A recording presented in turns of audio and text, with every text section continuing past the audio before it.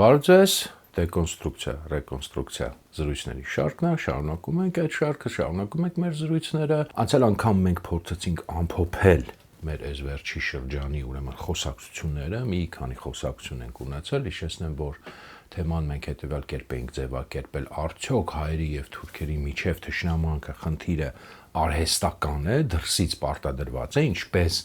քարոզում են շատերը, պնդում են շատերը եւ վաղուց արդեն ես ասել եմ, սա տասնամյակների քարոզ է, մենք արդեն տեսել ենք, թե ովքեր եւ ինչ ձևով են դա քարոզել, արդեն այդ ամենի մասին խոսել ենք եւ հիմա էլ այդ քարոզը կա,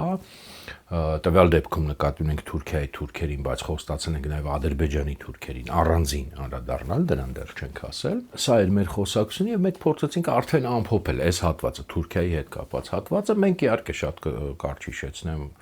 որ մենք տեսանք, որ հարցի պատասխանը մենք փաստացի արդեն ունենք,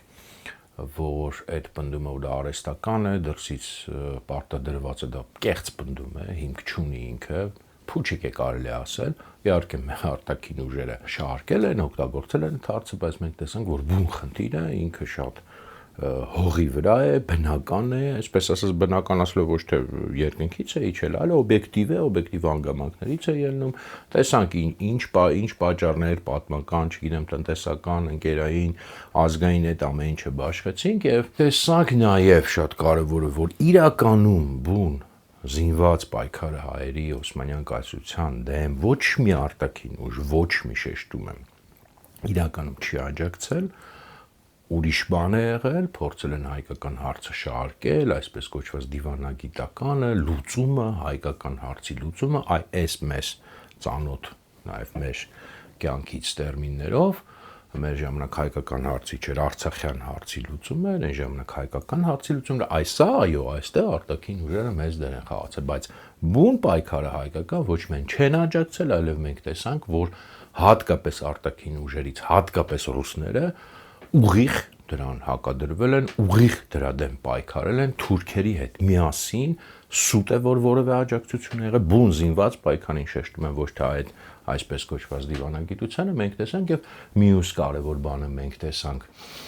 որ հայկական էլիտաները, մեծ մասը էլիտաները, այսինքն այն վերնախավերի, այսինքն փող ունեցողների, մեծահարուստների, նաև ահագին զգալի չափով մտավորականության, նաև բարձրաստիճան հոգևորականության, էլի մեծ մասի մասին է խոսքը ոչ բոլորի, եւ հենց բարձրաստիճանների եւ այլն սրանք երբեք ոչ միայն մաս չեն եղել հայկական այդ պայքարի բուն սեփական ուժերի վրա հիմնված, այլև ուղիղ հակադրվել են եւ իրենք ներգծված են եղել հակառակ այդ արտաքին ուժերի խաղի շուրջ, հայկական հարցի շուրջ, այդ դիվանագիտություն, լուծում, արտաքին ուժերի օգնությամբ եւ այլն եւ ըստեյության սպասարկել են արտաքին շահերը հայկական էլիտաները ինչպես եւ մինչեւ հիմա դա նոր բան չի եւ դա մեր մեծագույն խնդիրն է մեր ժողովրդի որ հիմա էլ կա ազատագրման խնդիր եւ արտաքինից բայց հիմա արտաքինը նույնպես իրականացվում է ինչպես եւ դարերի ընթացքում իրականացվել է նախ եւ առաջ մեր վերնախավերի միջոցով ինչքան էլ իրանք ընդ որում կարեւորը մենք տեսանք որ այդ հայկական վերնախավերը որքան էլ իրար մեջ իրար ոչ միայն մրցակից, այլև թշնամի լինեն, տարբեր գաղափարախոսությունների կրող լինել, պահպանողական, լիբերալ, սոցիալիստ, ինչ ասես եղել են, բայց այդ մեկ բանում նրանք եղել են միասնական, ընդդեմ հայկական պայքարի, ազատագրական եւ բոլորը տարբեր կերպերով, տարբեր ձևերով ծառայել են արտաքին ուժերին փաստացի, նրանց օրակարգն են առաջ տարել, իսկ արտաքին ուժերի թիվ 1 օրակարգը բոլոր եղել է, որպեսզի հայերը սեփական ուժերով չպայքարեն, այլ հակառակը հայկական հարցը դառնա դիվանագիտական, այսպես կոչված այդ խարդավանքների թեմա։ Եվ հայկական էլիտաները դրան ծառայել են եւ մինչեւ հիմա ծառայում են, այլ գաղափարախոսություն չունել, որքան էլ հիմա միմյանց մեջ իբր բաժանված են, սա հին պատմություն է, նոր բան չի։ Իրար sense թշնամանք, եսիմինչ, բայց այդ հարցում նրանք բոլորը միասնական եղել են, միասնական են։ Եվ սա մեր կարևորագույն խնդիրներից է, որը մենք որպես ազգ պետք է լուծենք, մենք պետք է մեր ազատագրման խնդիրը, երբ որ դնենք եւ լուծենք, իրական ազատագրման պետք է նաեւ այս էլիտաների հարցը լուծենք եւ խորապես հասկանանք, ոսը մակերեսային բան չի, մինչեւ չհասկանանք խորապես ինչի մասին է խոսքը, այդ թվում գաղափարների մակարդակում։ Մենք ոչինչ չենք կարող անել, որտեղ գաղափարների մակարդակում է լուծվում։ Եթե դու կարող ես ազատագրվել տնտեսապես, կարող ես ազատագրվել քաղաքականապես, նույնիսկ ինչ որ իմաստով, չգիտեմ, դու կարող ես կառավարություն ձևավորել, ինչ ասես կարող ես անել, բայց եթե դու քո գիտակցությունը, մտածողությունը պարտադրված այդ գաղափարներից չազատագրես, չտարբերես մանիպուլյացիաները, դու երբեք չես ազատագրվի, ինչքան է քեզ թվա, որ դու արդեն ազատագրված ես, եւ դրա համար ենք մենք այդքան կարեւորում, դրա համար ենք փորձում այդքան մանրամասն մեկ-մեկ նույնիսկ sense կրկնություններով անդադ կենտրոնանալ, ուշադրություն դարձնել այդ թեմաների վրա, որ այստեղից է սկսվում ազատագրումը այս բաներից եւ մենք խոսեցինք նրա մասին, թե ովքեր են այս մանիպուլյացիան, այս քարոզը տարել, ձևակերպել նաեւ, քարոզել հենց այս թեման, որ իբր հայկական պայքարը տվյալ դեպքում Թուրքիայի դեմ Շեշտում եմ տվյալ դեպքում ես մի օրինակով ենք վերցել, որ իբր դա արհեստական է, արտաքին ուժերից է դրդված։ Մենք տեսանք, որ սա քարոզան այլի նույն ուժերը։ Այսինքն թուրքերը ինչը պարզ է ինքնին, ամենաոչ զարմանալին է, երկրորդը շատ կարևոր, ռուսները շատ կարևոր է, սա նորից շեշտում եմ, ով որ կզարմանա թող նայի նախորդ զրույցները, ընդ որում եւ բոլշևիկ ռուսները եւ ցարական Ռուսաստանի ռուսները, այսինքն դրա համար շեշտում եմ ռուսները, անկախ նրանից թե ինչ այսպես ռեժիմ է եղել եւ սա շատ կարեւոր է, որտեվ շատերը երբ որ ասում են արտաքին ուժեր, հիմա ասում են դե այդ ռուսներն էին անում, չէ, ռուսները իրենք են, այն ինչ որ դուք հիմա քարոզում եք որպես նորույթ, դա ռուսների ստեղծածն է, ռուսները իրենք են միշտ շեշտել, ասել, որ հայկական պայքարը եւ քարոզել դրսի ուժերից է ուրեմն դրդված եւ իրական չէ թշնամական են եղել եւ գործողությամբ եւ մտքով թշնամի են եղել հայկական պայքարին ոչ դիվանագիտության տակցանա շեշտեմ նորից եւ նորից եւ էլի իհարկե հայկական էլիտաները սրա մեջ եղել են մենք այդ տեսանք բայց մեր մոտ մի փոքր էլի հարցեր մնաց եւ այսօր վերջնական այդ ամփոփումը կանենք մինչեւ անցնենք արդեն մյուս սերիա ասենց ասած արդեն Ադրբեջանի սերիա մյուս անգամ կարծում եմ արդեն այդտեղ կհասնենք այսօր էլի մի փոքր ամփոփելու եւ նաեւ այստեղ խորացնելու այս հարցը եւ հենց բուն կոնկրետ օրինակից նաեւ կշեղվենք ագին կշեղվենք ուրիշ տեղեր էլ կգնանք որպեսի էլ ավելի լավ sense ասած մարսենք որտեվ լավ ովքեր են այս քարոզը անում հասկացանք ինչի համար են անում այս է կարևոր եւս մեկ անգամ հասկանալ մի փոքր անդրադարձանք բայց հիմա մի քիչ ավելի էլի խորքով հասկանանք խորքով ասելով բայց իրական շատ པարզ բան է տեսեք երբ որ ասում են որ որևէ ժողովրդի պայքար ազատագրական պայքար հանուն իր ազատության պայքար դրդված է միայն արտաքին ուժերից, այսինքն հենց այդ ժողովրդից չի բխում, այդ ժողովուրդը ինքը չի նախաձեռնել դա Իրանը չի։ Եթե արտաքին ուժերը չլինեին, այդպես են մեզ փաստացի ասում, այդ ժողովուրդը չէր պայքարելու։ Ինքը չէր պայքարելու, ինքը տենց իր համար ապրելու էր, չգիտեմ, գոյատևելու էր, յոլա էր գնալու է տեն ասում։ Ինչ է սա նշանակում։ Դա շատ པարզ է ինչ է նշանակում։ Մի փոքր եթե մտածենք, սա նշանակում է, որ այդ ժողովուրդը ըստ էության ազատության արժեքից, անկախության արժեքից զուրկ ժողովուրդը ինքն իր ներսում դա չունի։ Ստրուկ ենթակա մի հատ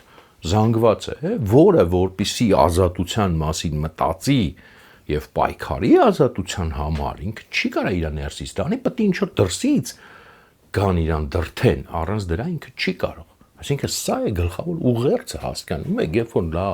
ասում են հիմա այլ մարդիկ, դուք պետք է մտածեք ինչ են սրանով ձեզ փոխանցում։ Այդ պատահական բաներ չեն, մենք չենք խոսում միայն անցյալի մասին, ներկայի մասին խոսակցություն, ինչ են ձեզ ուզում ազատել, որ դուք այդ մարդիկ եք, այսինքն աշխարհի բոլոր ժողովուրդները, գրեթե բոլոր ժողովուրդները, բոլոր մարդիկ, անհատները ազատության են ձգտում եւ պայքարում են ազատության համար եւ հպարտանում են դրանով բոլորը վերցեք ցանկացած ձեզ հայտնի եւ անհայտ ազգ եւ տեսեք եւ իրենց արտաքին ազատության համար, այսինքն օտար տիրապետությունից ազատագրման համար բոլորը ունեն իրենց պայքարների պատմությունը, բոլորը դա արժևորում են եւ ներքին ազատության համար, այսինքն սոցիալական հեղափոխությունները, չէ, մարդկային հանուն մարդու իրավունքների, ազատությունների այդ շարժումները ներքին արդեն։ Դա նույնպես ոչ ոք ձրի չի ստացել ոչ մի իրավունք, ոչ ազգերը, ոչ անհատները, ամեն ինչը պայքարով է ձեռք բերվել։ Բոլորը այդպեսին են բացի հայ ժողովրդից։ հայ ժողովուրդը փաստորեն այս մարդկանց կարծիքով ինքը չունի իր ներսում այդ արժեքը, ինքը չի գնահատում դա, ինքը չգիտի ինչ բան է ազատություն, դա խորթ է իրեն, դա մենակ դրսից կարող է գալ եւ ինքը իր իրավունքների համար պայքարող չի։ Հասկանում եք ով է նա, ինչ է դա։ Իհարկե դա հաճախ արդարացնում են, ասենք, տես գոյատևման, գոյատևում եւ այլն, սրա մասին էլ խոսենք, բայց փաստացի է ստացվում։ Եվ փաստացի սա հայ ժողովրդի անկախության դեմ քարոզ է, մեկ-մեկ բաց, մեկ-մեկ է քողարկված։ Հիմա ավելի շատ քողարկված է, այսինքն գոռում են անկախության մասին, բայց իրականում ասում են քո անկախության, ազատության պայքարը դրսից է դրդված։ Այդ գոռալը էլ հաշիվ չի, դա ոչ մի բան է։ Անկախությունը, ազատությունը առանց պայքարի ոչ մի բան է։ Գոյություն չունի աշխարհի սերեսի վրա ազատություն առանց պայքարի,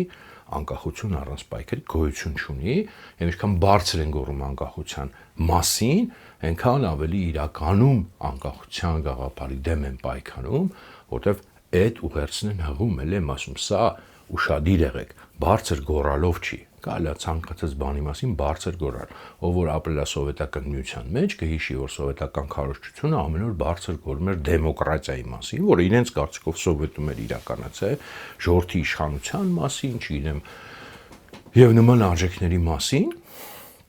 բայց այնտեղ իսպար բացակայում էր դա։ Փաստը ուրիշ է, հիմա այստեղ նույնպես փաստը ուրիշ է, երբ որ դու գոռում ես անկախություն, բայց ասում ես քո բոլոր անկախության պայքարները ոչ միայն են ինչ որ մենք խոսում ենք Օսմանյան կայսրության դեմ, թեկուզ նույն արցախյան հարցը, որ ասում են դա սխալ է, չէ կարելի պայքարել, չի կարելի պայքարել իրավունքի համար, դա սխալ է, չի կարելի պայքարել ազատության համար, դա սխալ է, պետք է ենթարկվել, ուրեմն միջազգային իրավունքի դիվանագիտությանը լուծման է այդ բոլորը քեզ վերածում է ենթակա ազգի, այսինքն դու պետք է ենթարկվես, դու չի պետք է քոնը բարձրացնես, չպետք է քոնի համար պայքարես, անկախությունը դες վերանում է։ Նույնը իդեպ այո, չի հիշատակեց այդ միջազգային իրավունքը, որտեղ ինչ են իրենք հակադրել միշտ սրան լավագույն դեպքում, ասել են պետք չի պայքարել, պետք է դիվանագիտական լուծում տալ, դիվանագիտական լուծում թարգմանաբար իրականության նշանակում է տալ մեծ տերությունների ձեռը, ուժեղ արտաքին ուժերի ձեռը, որոնք իրենք ոչ թե կոճակատիրը կորոշեն, այլ իրանց խաղերի մեջ դիվանագիտական, կայսերապաշտական քո հարցն կներգրավեն որպես խուրդա։ Այդ է նշանակում լուծում, կարգավորում լինի հայկական հարցի, թե ղարաբաղյան հարցի, դա է նշանակում։ Իրենք այդ են անում հայկական էլիտաները, մեր ճակատագիրը տալիս են, որ նվիրում են որպես խուրդա ուրիշներին, սա է իրենց փիլիսոփայություն եւ դրա համար իրենք այդքան կատաղի դեմ պայքարների դեմ, այդքան կատաղի դեմ են եղել եւ այն փաստացի ազատության ու անկախության գաղափարի դեմ։ Այս է ստացվում ուրիշ դրամաբանական հետևություն, այստեղից անհնար է անել, եթե փորձեն էլ, միշտ կարելի է փորձել աղավաղել, ինչ որ sense բաները կապել քանդել, բայց այլ դրամաբանություն չկա։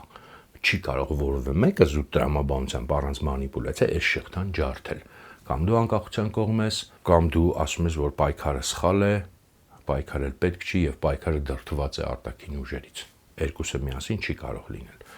Եվ կարևորը ոչ թե այն ինչ որ դու ասում ես քո մասին, այլ ինչ որ փաստացի ինչ ուղերձ դու հողում ես։ Հիմա ես ուզում եմ, բայց որ ասեցի մի քիչ էլ խորանանք եւ ոնց որ շեղվենք մի քիչ, արտակուս շեղվենք այս թեմայից կոնկրետ այս առիթից, որտեվ այսքան ինչ որ ասի էլի քիչ թե շատ པարզ է, ես ուզում եմ տեսնեմ արդյոք տեսնենք, արդյոք սա իրոք ճիշտ է, այսինքն արդյոք հայ ժողովուրդը իրոք այդ ժողովուրդն է, մենք կարող ենք դա ստուգել, կա ստուգման հետաքրքիր ձև, արդյոք հայ ժողովուրդը իսկականից այդքան զուրկ է ազատության ձգտումից, անկախության ձգտումից, կարող է իսկականից մեկը ասի դե այդ ժողովուրդը այդ ձևի ժողովրդան չի եք դուք բանանում, էլի զոռովանում։ Իսկականից իրան պետք է դրսից մենակ դրթեն, որ ինքը պայքարի, ինքը իրանով տենց բան չի։ Ինքը ուրիշ արժեքներ ունի, ինքը չունի այդ արժեքները։ Եկեք ստուգենք, մենք իհարկե պատմական օրինակներ շատ ենք բերել։ Եվ ռուս-թուրքական վանդակից սկսած բազմաթիվ եւ մեր պատմությունից եւ մյուս ազգերի պատմությունից դրանք միշտ համոզիչ են, բայց ես սա պատմական չեմ ուզում բերեմ, ես ավելի խորքային բանի վրա եմ ուզում հենվեմ, որ պատմականը հետաքրքիր է, միշտ կգտնի դրանք։ Ես ուզում եմ մենք նայենք երկու հատ ամենահայկական, ուրեմն աուտենտիկ, բնիկ հայկական մենք ունենք, ինչ ասեմ, ասենք պատում, հա, ոչ թե պատմություն իմաստով, այլ պատում, ավանդույթ, երկու հատ, դրանից ավել չկա, խոսքը մեկը Հայկու Բելի լեգենդի մասին է, ավանդազրույցի մասին է, մյուսը մեր էպոսի մասին է, ազգային վեպի մասին է, Սասնա ծռերի մասին է, այդ երկուսն են, դրանից ավելի հայկական բան գոյություն չունի, շատ բաներ կան, որ արժեքավոր են, հետագայում ստեղծեն, բայց սրանք ակունք են, սրանք ամենահայկականն են, ինչ իմաստով, որ հիմա մեկը կասի, հա, դե լավ, դրանք լեգենդներ են, ինչ ես խոսում, մենք լուրջ բանը չէ, դրանք հենց նրանով, որ լեգենդ են, այսինքն ոչ թե պատմական sense ստույգ իրողություն են, հա, պարզես ասունցի Դավիթը տենց չի ապրել որպես Տիգրան մեծը, հա, եւ այլն, ավելի լավ է դա, որովհետեւ դա այն խտացումն է, եւ դա ոչ թե ինչ-որ անհատ է, որ նրա ժողովրդական ազգային ավանդույթն է, խտացումն է նրա,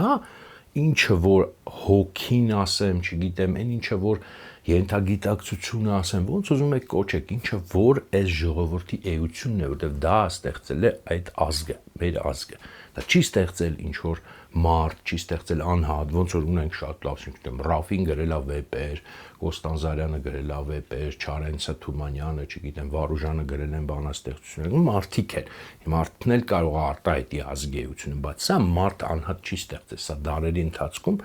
մեզ հասել է ինչ որ ստեղծել է հենց բուն հայ ազգը ժողովուրդը եւ ինչա մեզ ուզել փոխանցել։ Մի քիչ մեզ թվում է որ մենք գիտենք, բայց մի քիչ ավելի ուշադիր նայենք թե ինչ է փոխանցել եւ ինչքանով դա հակադիր է նրան, ինչ այսպես կոչված իմ սիրած հայոց իմաստունները մեզ որպես իմաստություն քարոզում են։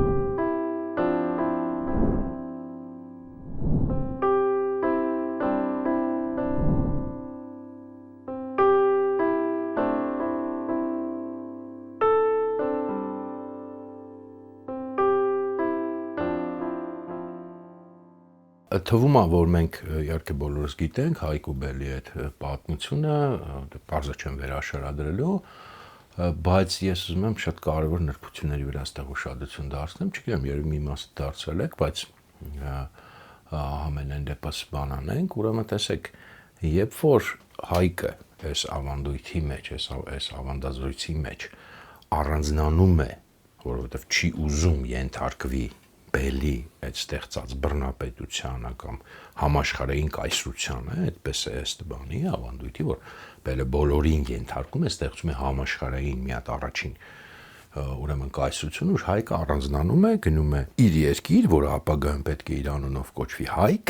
ոչ թե Հայկը, այլ Հայք, կամ Հայաստան, ինչպես մենք հիմա ասում ենք, ինչ է տեղի ունենում, ոչ թե Բելը միանգամից պատերազմի է գալիս իր դեմ, այստեղ կարևորը, այլ ուղարկում է պատգամավոր, հա, պատգամավոր միջոցով ուղերձ է ուղարկում, եւ այստեղ իմ ամենասիրած տողերն են, ես բանանեմ, կարդամ, հիշեցնեմ, տեսեք ինչ է ասում ուրեմն Բելը Հայկին, սա կարևոր է, ես գրապարով կարդամ, հետո թարգմանել սխալ է ասել գրապարից, կվերաշարադրեմ, ուրեմն ասում է բնակեցեր ի մեջ ցրտության սառնամանյաց, Բելը ասում է Հայկին, այսինքն բնակվեցիր ցուրտ սառնամանիքների մեջ, այլ ջերոցյալ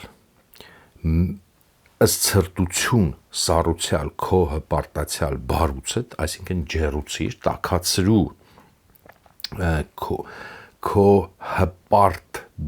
բարքիդ, այսինքն բնավորության սառած ցրտությունը եւ հնազանդվելով ինձ կյաց ի հանդարտության, ապրի հանդարտ, ուր հաճո է քեզ, որտեղ որ քեզ հարմար է, հաճելի է, երկրիս իմում բնակության, այսինքն իմ երկրի ցանկացած տեղում արի ես, որտեղ ինքդ կընտրես, ապրի եւ մեղմացրու ուրեմն քո այդ ցուրտ հպարտությունը, տեսեք, այստեղ ինչ իրականում բազմաշերտ բան է, այսինքն այստեղ նախ մենք տեսնում ենք, որ գոյատևման խնդիր բացարձակ չկա, որտեղ մենք հիմա այս մեր խեղճացած մտածողությունը մեզ պարտադրում է ամենտեղ գոյատևման խնդիր տեսնել։ Այստեղ գոյատևման խնդիր չկա։ Մարդ ասում է, արի ապրի, ամենալավ տեղում իմ երկրի, որտեղ ուզես, որտեղ քեզ հաճելի է, ոչ ոք քեզ բան չի ասում, զուտ պետք է հնազանդվես ինձ, այդ հնազանդվելն էլ ստրկություն չի նշանակում, պարզ է, կոնտեքստից բառացի չի ասում, բայց կոնտեքստից պարզ է։ Ընդհանրապես այստեղ գոյա ոչ թե գոյատևման խնդիրը կամ գոյությանը ոչինչ չի սպառնում, սա շատ կարևոր է, որովհետև ես դրա համար միշտ դեմ որ մեր հիմա էլ ասենք շատ մարդիկ հայրենասիրական այսպես բաներով, մղումներով միշտ ասում են գոյատևման հարց է, գոյության հարց է, ոչ, չի կարելի այդպես դնել։ Երբ որ դու դնում ես գոյատևման գոյության հարց, դա ոչ մի բան է, գոյատևմանը ոչ մի բան մեծաշով չի խանգարում, դու կարաս ցանկացած մեկին հենց հիմա հնազանդված ապրես, ինչպես միշտ օրինակը բերում եմ, հենց հիմա Ստամբուլում ապրում են մեր հայրենակիցներ, հայեր, շատ լավ մարդիկ։ Ապրում են, իրենց գոյությունը ոչինչ մեծաշով չի սպառնում։ Հայ էլ մնում են ընդ որում, մի տարբերություն չգիտեմ, Ամերիկայի չեն է ձուլվում։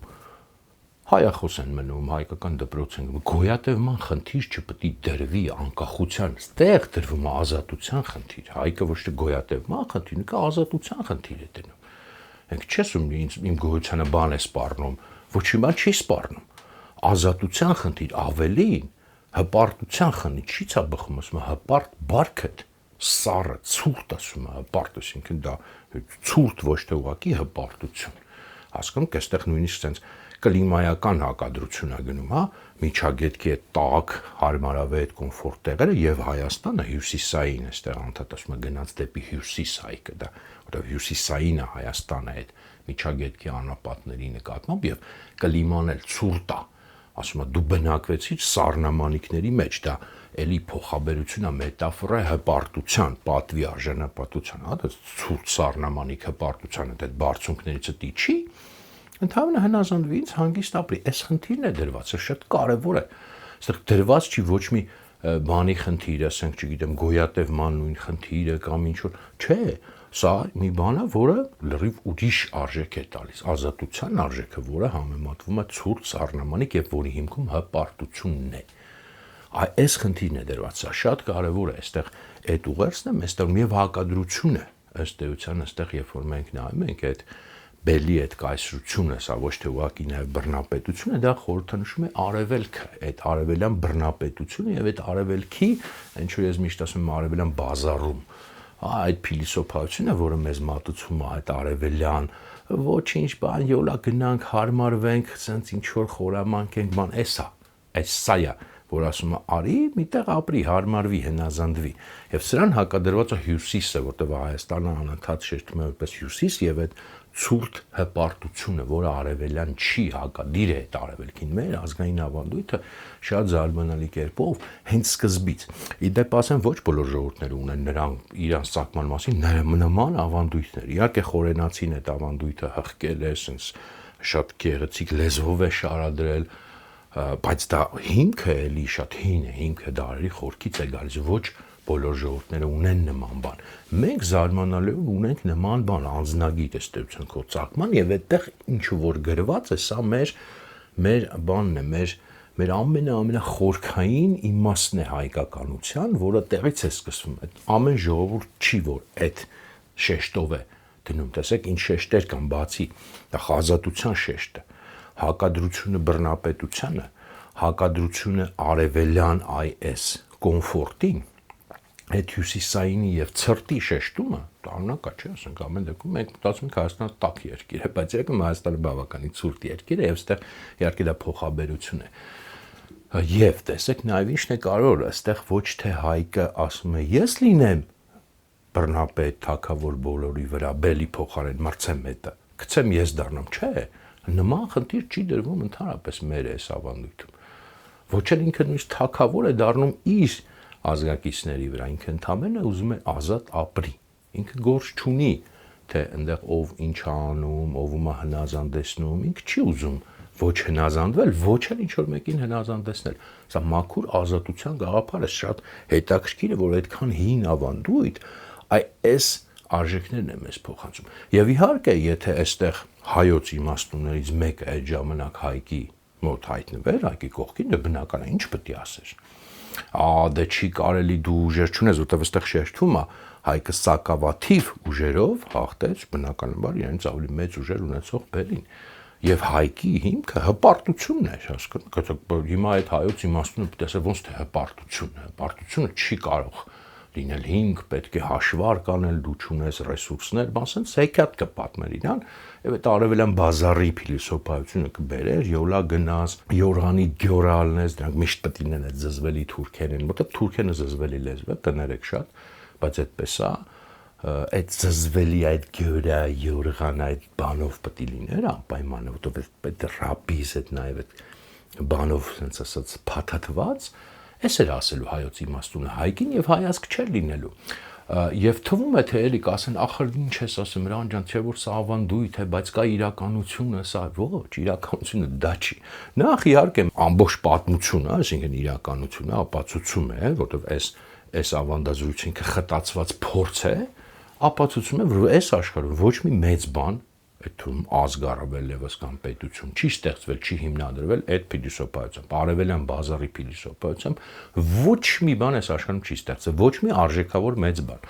Ինչ որ այս աշխարհում կա ամեն ինչը սկսած տեխնոլոգիաներից մինչև ազգեր, պետություններ, արժեքներ, փիլիսոփայություն, ամեն ինչ ստեղծվել է ազատության փիլիսոփայությամբ, ստեղծվել է պայքարի փիլիսոփայությամբ, եւ ստեղծվել է այո նաեւ հպարտությամբ, այսինքն արժանապատվությամբ տվյալ դեպքում ոչ թե հպարտություն կարելի գոռոզություն, մեծամտություն, դրա մասին չի խոսքը, արժանապատվության մասին է խոսքը, ամեն ինչ ստեղծվել է դրանով, ամեն ինչ աշխարհում եւ հայոց պատմության մեջ եւ մնացած այսինքն միլիոնավոր լավ չասեմ, դա հարյուրավոր օրինակներ կարելի է բերել դա ապացուցող, 0 օրինակ մեր հայոց իմաստունների ճանապարհի արդյունավետություն ապացուցող 0 օրինակ։ Թող մեկը դուրս գա ու ասի մի հատ օրինակ հայոց պատմությունից, համաշխարհային պատմությունից բերի, որ իրենց ասած այդ թվացial կեղծ ռեալիզմը ապացուցում է իրական ռեալիզմը սա է, ինչը որ մեր ավանդույթը մեզ ասում է, սա է ճիշտ ճանապարհը, այսպես են ստեղծվում մեծ բաները, պայքարով, արժանապատվությամբ, ընտրությամբ եւ ազատությամբ, ուրիշ ձևի չի ստեղծվում։ Նույնը եթե մենք հիմա փորձենք, հիմա ես ավելի մանրամասն չեմ անում, չնայած ինքը շատ հետաքրքիր է, կարելի մանրամասնագույնս վերլուծել այդ ավանդույթը, եթե մենք նայենք նույն ինչը որ մեր ազգային վեպն է ասում, ես վեպ բառն եմ օգտագործում, որովհետև դա մենք շատերը հիմա ասում են էպոս,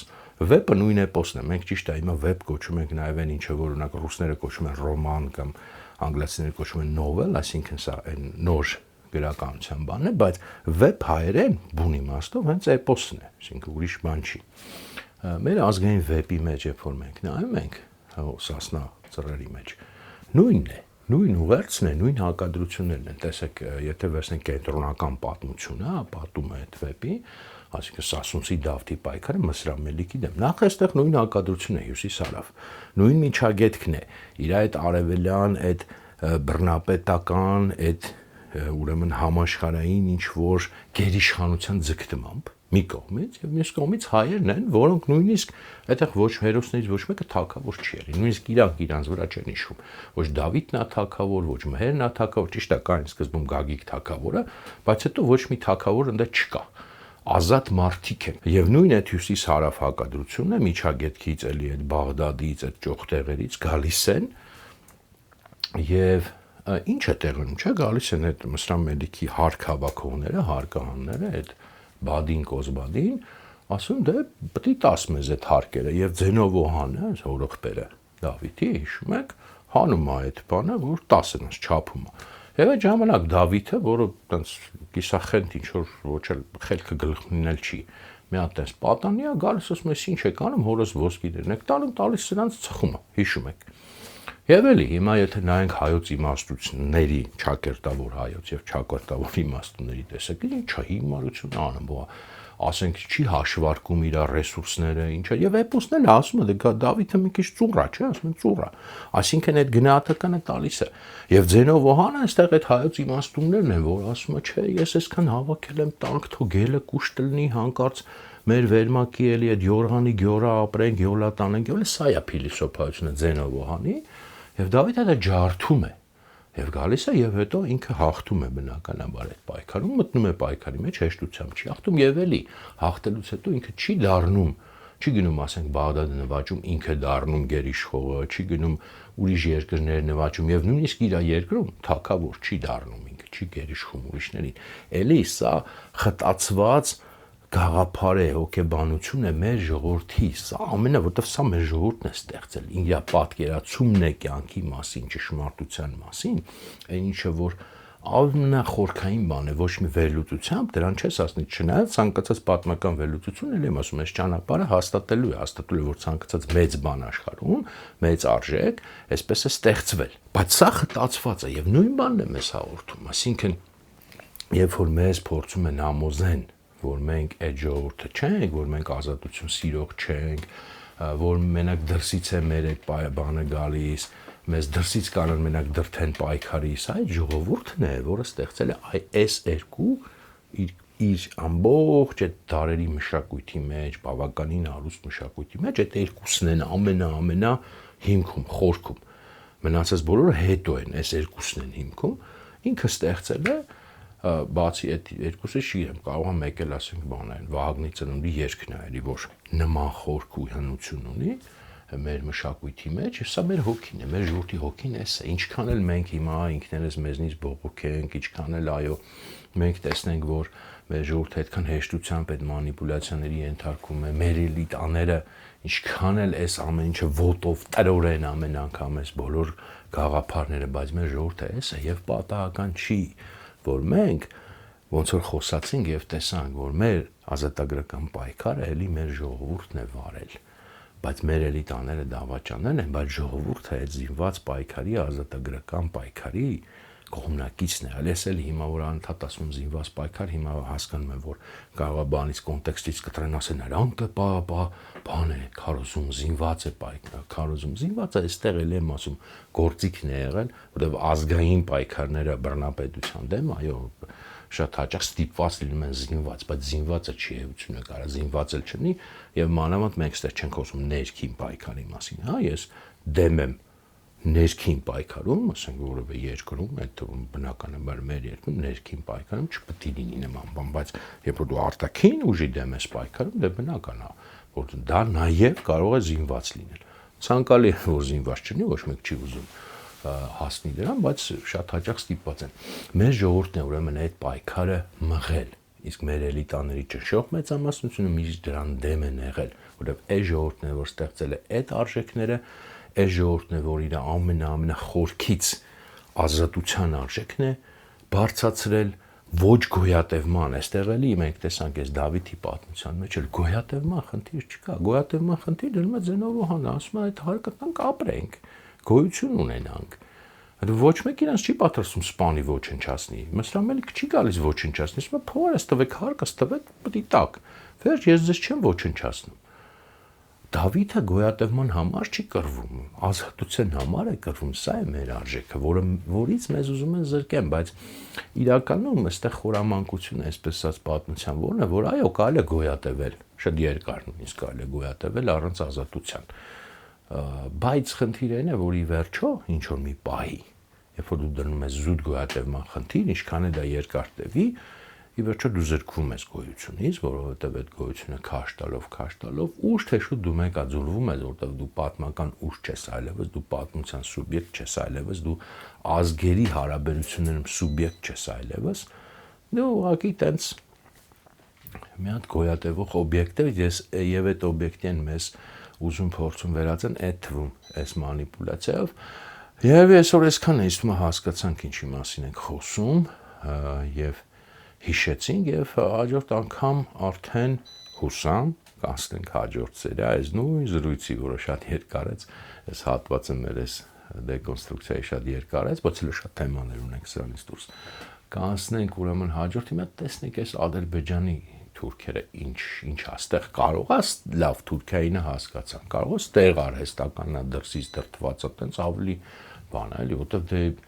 Օսմանյան կայսրությունը երևի շատերը կընդունեն, բայց ստեղ մի հատ հասկանանք ինչա կատարում, ստեղ մենք շատ հասկանալու բան ունենք, մանավանդ որ Օսմանյան կայսրության Թուրքիայից մենք շատ ենք խոսել, սիրել ենք խոսել, ինչ որ պատկերացում ունենք, այս Ադրբեջանի թուրքերը ոնց որ մեր համար մի հատ sense մեր կողքն են ապրում, ոնց որ լրիվ անծանոթ ինչ որ բան լինեն մեր համար, չնայած ել եմ ասում դարերով կարելի ասել, շատ երկար չէ, բայց հազարամյակներով չէ, բայց մի քանի դար իրար կողք ենք ապրում, ժամանակն է մենք փորձենք նաև մենք փորձենք իրանց հասկանալ, իրանք ինչ են, ով են, ինչի համար են, որպեսզի հասկանանք մենք ինչ հեռանկար նաև ունենք իրենց հետ։ Սա մյուս անգամ կսկսենք այդ խոսակցությունը, դա էլ կարծում եմ մի հաղորդմամբ չի ավարտվի, հիմա ինչքան էլ ուզեմ ես առաջ գնամ մյուս թեմաներն շոշափեմ, բայց կպել եմ պիտի խաղամ այդ սկզբունքով գնալու ենք առաջ։ Վերջ այսօր այսքանը, շնորհակալություն, կխոսանք։